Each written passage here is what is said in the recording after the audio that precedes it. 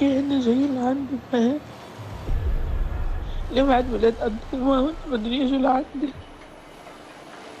صح ليلي مش صح ليلي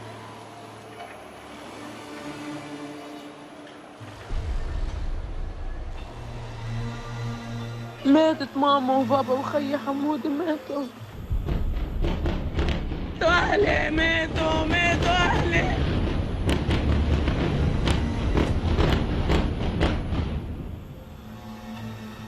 Amira Zaidan was at home when she heard an explosion. From her balcony, she saw a plume of smoke rising from the area where her parents and her brother lived. When they didn't answer the phone, Amira says she knew they were gone. بعد شي 5 أيام طلعوا خيي وبعد تاني يوم طلع أمي وبيي. عرفت خيي شالوه فكرناه عمره 50 سنة على جسمه كله نافخ عيونه باظين لبرا كلهم. بيي شالوه دايب وجهه امي وجهها كمان دايب.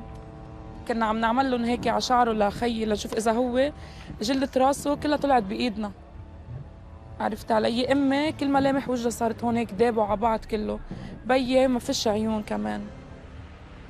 On the 27th of September, Israel dropped multiple US-made bunker-busting bombs which weighed thousands of pounds here in Dahiya in southern Beirut. The attack killed the leader of Hezbollah, Hassan Nasrallah, and the President of the United States at the time, Joe Biden, called it a measure of justice. But our investigation can reveal that civilians were also killed in that attack. الكأم أو بي أو خي كبير يعني هن سند من بعض الله. هلا نحن يعني ما عادش إلنا حدا تصدق نحن عايشين حياتنا هلا بس بنحسها أيام عم نعدها لتخلص لأنه يعني من بعضهم ما عادش في حياة. Amira's family, 44-year-old Wissam Zaidan, 54-year-old Mona Shakir and 21-year-old Mohammed Zaidan, are just 3 of thousands of Lebanese civilians who were killed last year during Israel's all-out war with Lebanon. الله يهد لي هدنا، الله يتم اللي يتمنا، بس هيك بقول. واختيت أهلي والعالم اللي راحت كلياتها برقبتهم وأنا ما مسامحيتهم لا هلأ ولا بعدين.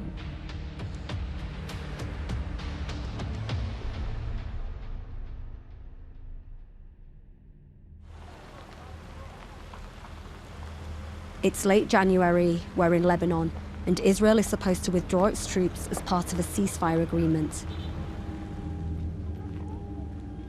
It was signed in November after months of war that killed more than 4,000 Lebanese people. But instead of leaving, Israeli soldiers opened fire on civilians. وطي بابا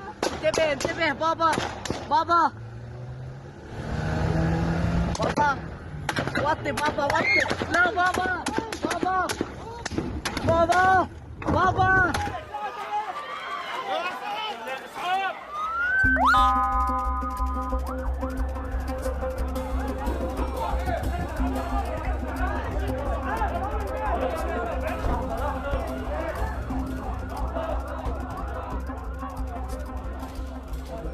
We're in a hospital in the south of Lebanon which is overwhelmed with patients who've been injured by the Israeli military as they were trying to return back to their homes. Israel has refused to withdraw despite a ceasefire agreement which was brokered by the United States. With every minute, more casualties are rushed in. Many arrive in critical condition after being shot by Israeli soldiers in the leg, abdomen and face. In total, 24 people were killed by the Israeli military, including Hassan Ibrahim Bouzikli from the village of Hula. His mother came looking for his body.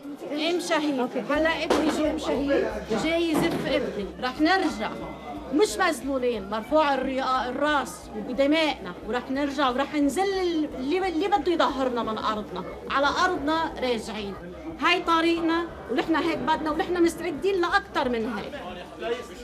They've just brought another body in. This is the reality for many people who live in the south. Nearly every family we've spoken to has been affected. 134 people were also injured that day. Fighting between Israel and Hezbollah began in October 2023 when Hezbollah fired rockets at Israeli military positions in response to the bombardment of Gaza. Less than a year later, Israeli forces carried out huge aerial strikes across the country, and moved into southern Lebanese villages. Israel said it was targeting Hezbollah infrastructure and fighters, but swathes of land and communities were devastated. Alongside the thousands of Lebanese killed, more than 1 million were forced out of their homes, while 126 Israelis lost their lives and around 67,000 were displaced. At the hospital, Qablan, a member of Lebanon's parliament, came to show his support for the families. هؤلاء يسطرون اليوم صفحات من المجد والنضال والكرامة أمام هذا العدو الذي يعني يستعمل كل أنواع الأسلحة برعاية ودعم دوليين غير مسبوقين وأمام عين الأمم المتحدة وأمام أعين المجتمع الدولي وأمام أعين مجلس الأمن. Who do you hold responsible alongside Israel? أمريكا التي الرصاص التي يطلق اليوم على أبناء جنوب وغزة وفلسطين، كل القذائف وكل الطائرات هي صناعة أمريكية. لا يوجد صناعة صينية في هذه الطائرات. كل طائراتهم وكل دباباتهم وكل مدافعهم وكل أسلحتهم وكل ذخائرهم صناعة أمريكية. There is a new American government in power now. Do you think anything will be done differently? أمريكي والإدارة إدارة. يتنافس الفريقان على ذبح شعوبنا في هذه المنطقة.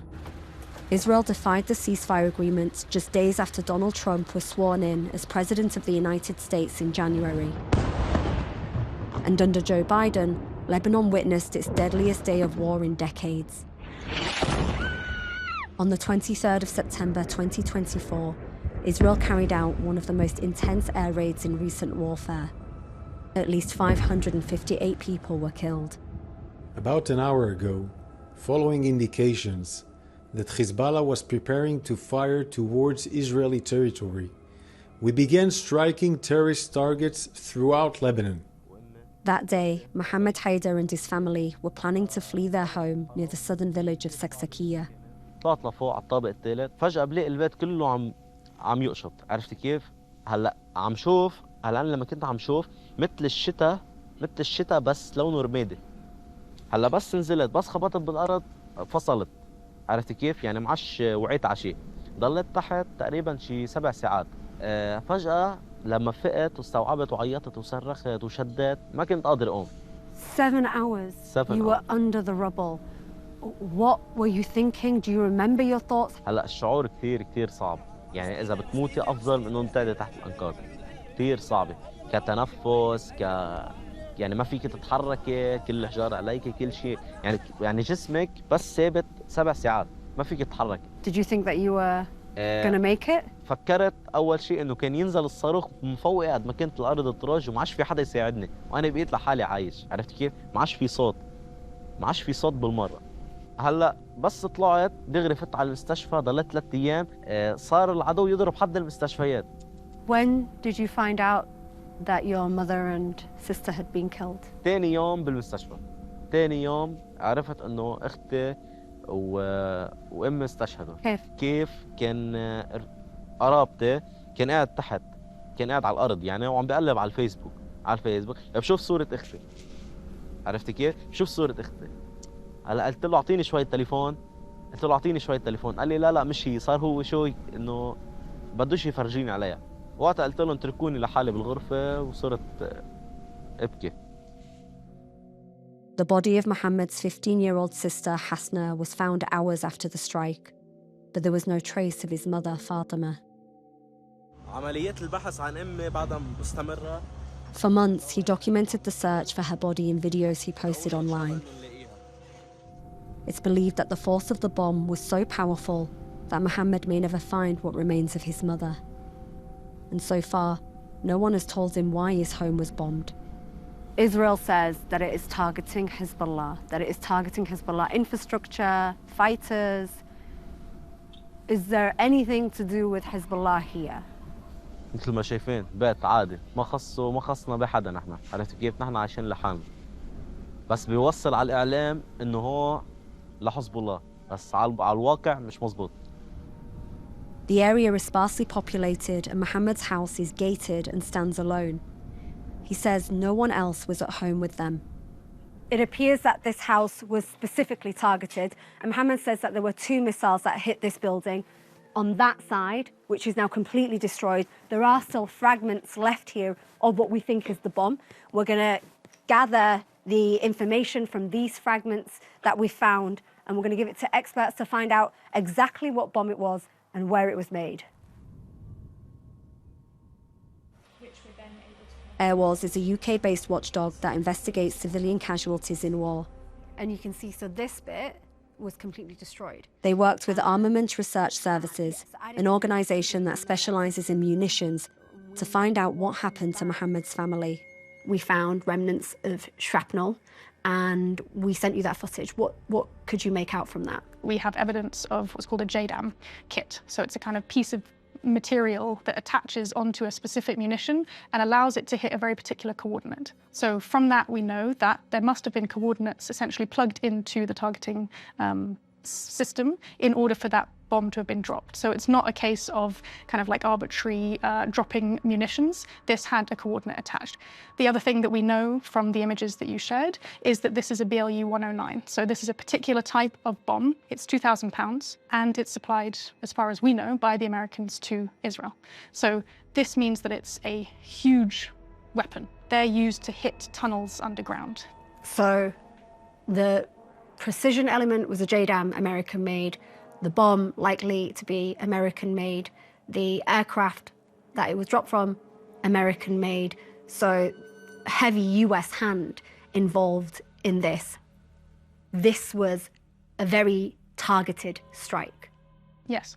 From the imagery that you've seen, the evidence that you've collected, have you found any evidence of Hezbollah tunnels or connections to Hezbollah of this particular family? We have found no evidence, based on our review of the online information environment, around connections between this family and Hezbollah. And I think this is a kind of typical situation in that a military will kind of make a decision, will drop a bomb, and assume that nobody will say anything afterwards. Publicly, Israel insists it only targets Hezbollah. So we emailed the military's press office to ask why Mohammed Haidar's home, a civilian residence, was struck, but they didn't respond. So we contacted a human rights legal expert and shared with them our reporting. They confirmed that without an explanation from Israel and based on the available evidence, the attack could be a war crime. When Hezbollah members are killed, the group typically acknowledges it. Like here in the southern town of Al-Kharaib, where a funeral is being held for a fighter who was killed during the war.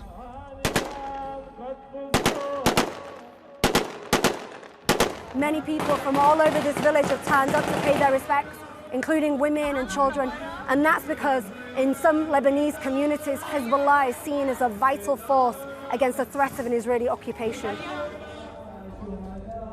Hezbollah formed in 1982 following Israel's invasion and occupation of South Lebanon, which lasted for 18 years.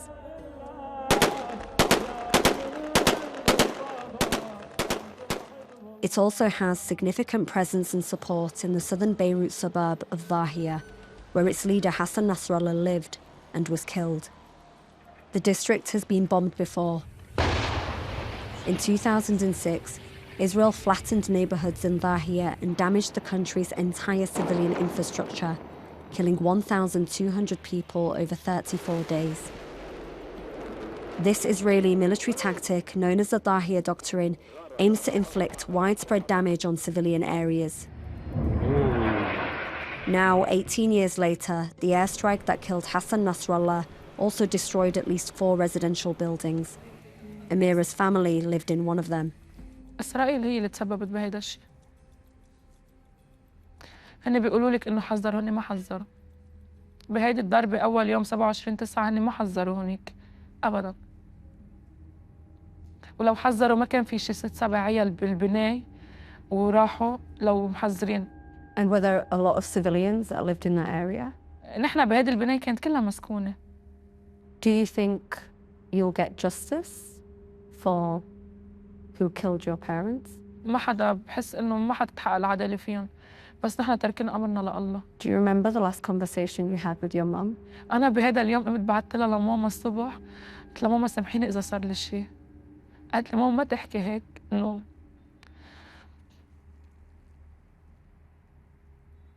قالت لي ما تحكي هيك، إمي خلص اللي الله كاتبه بيصير. ما بعرف هيك أنا كان قلبي حسسني كان ضلني إلا بدي أجي لعندكم، تقول لي لأ من الوضع ما بيطمن هون ما تجي. قال لها طفله، تقول لي ما فيش يلا بس خلص أنت ما تجي.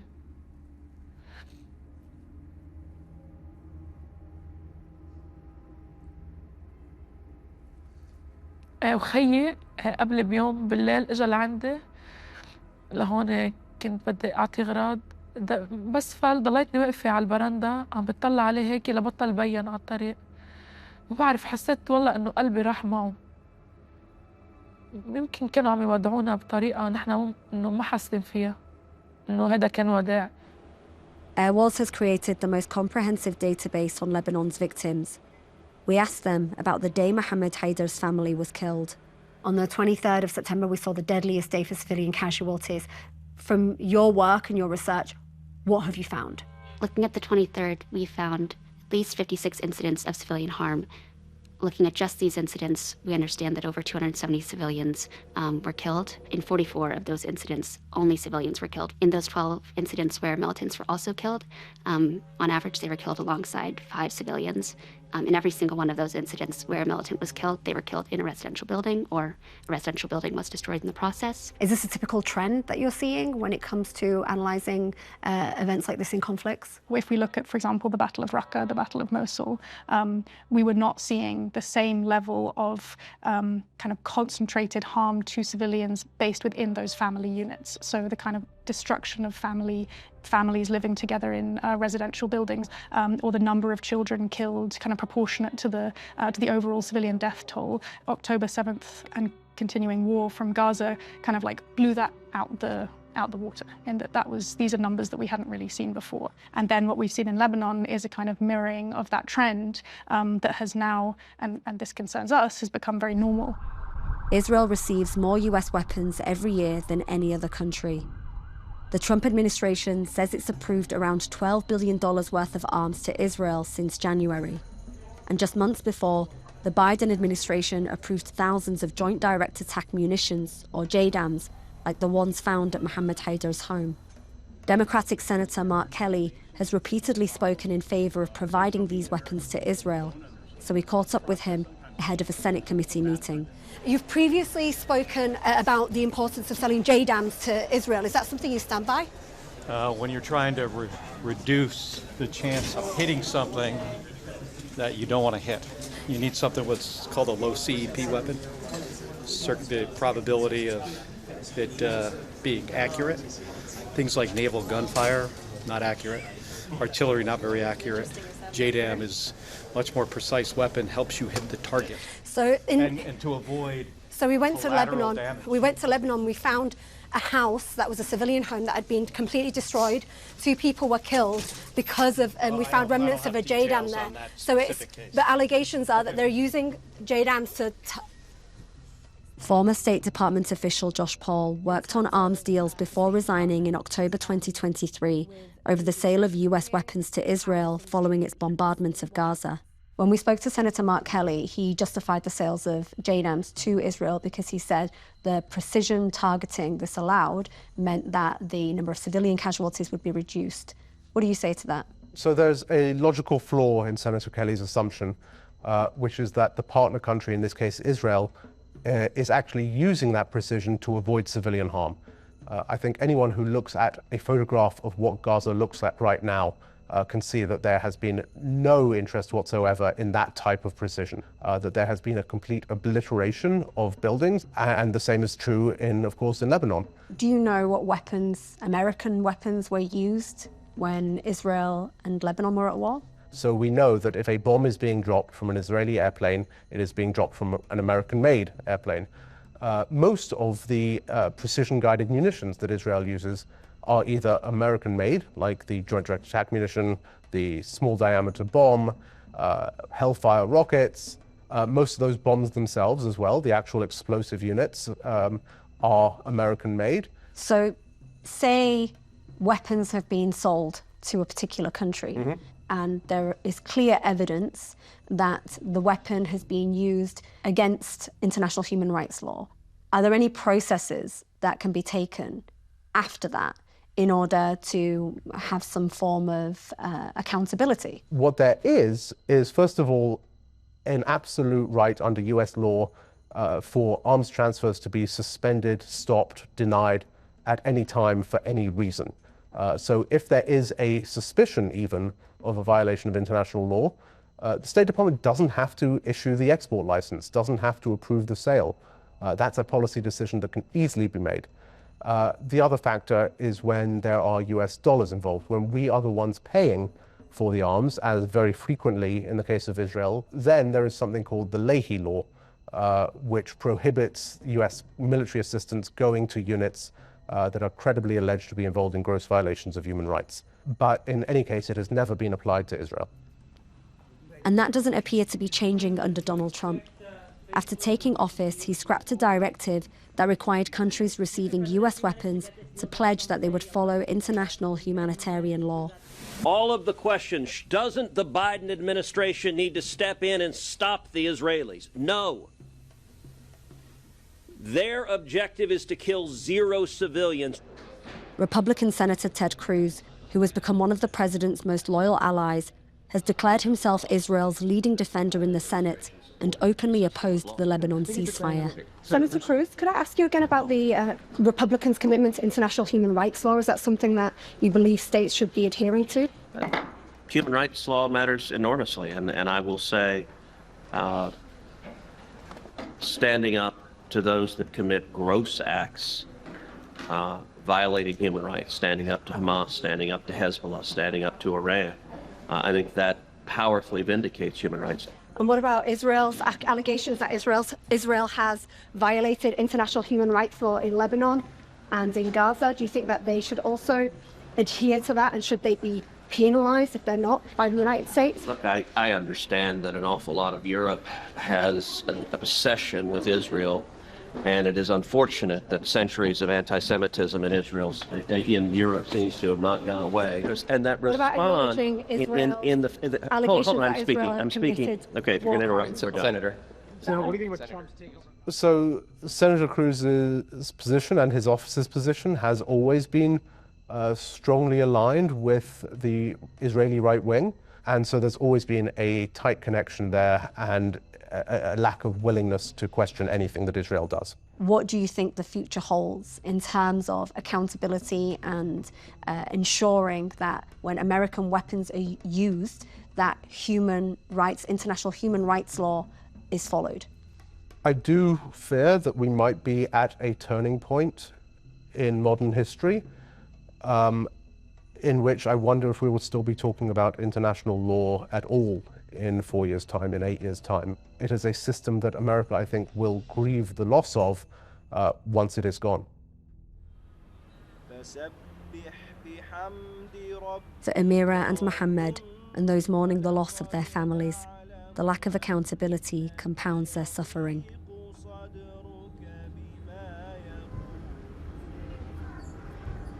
بابا كان كل شيء بحياتي.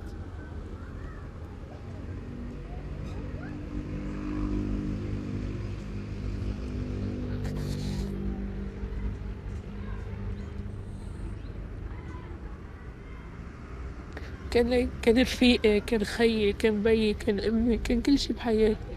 وماما كمان ما كنت اعتبرها مثل امي، يعني انه كنا مثل رفقه كلياتنا يعني.